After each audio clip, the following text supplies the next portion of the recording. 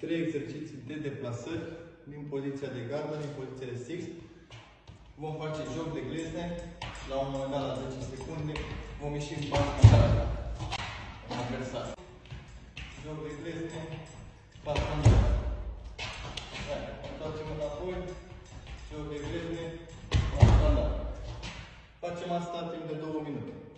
Al doilea exercițiu, ce vom face din joc de glezne, la 10 secunde, sărituri înainte, sărituri înapoi, ieșim în pas mandare.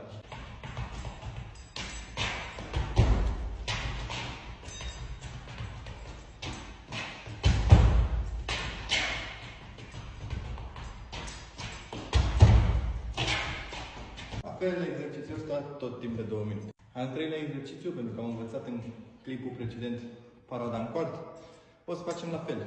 O dată cu six, o dată cu quart. Același exercițiu, doar că o dată o să plecăm în quart și o dată în six. De glezne, să ducă înainte, să ducă înapoi, pas mandare în six. Quart. Da? Nu mai facem quart.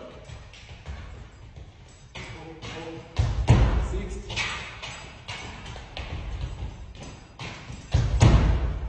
Bun. Astea au fost 3 exerciții de deplasare.